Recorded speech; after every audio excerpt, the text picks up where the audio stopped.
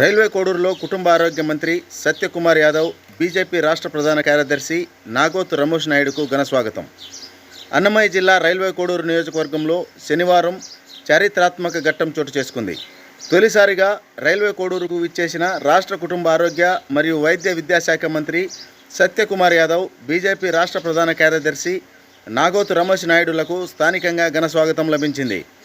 Railway Koduru TDP కార్యాలయంలో రాష్ట్ర TDP కార్యనిర్వాహక కార్యదర్శి కస్తూరి విశ్వనాథ నాయుడు నేతృత్వంలో కూటమి నాయకులు మంత్రిని, నేతను శాలువలు, పూలతో సత్కరించారు.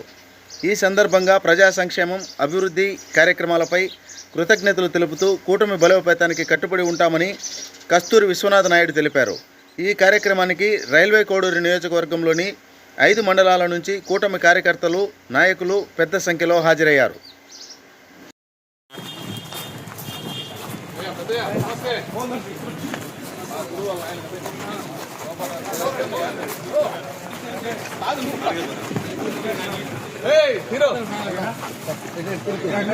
తిరుకోని అందరూ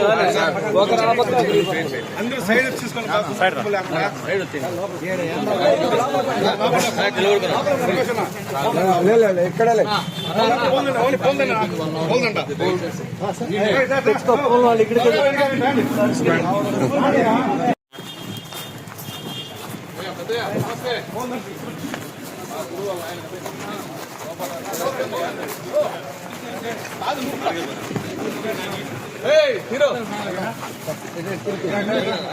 తిరుకోని అందరూ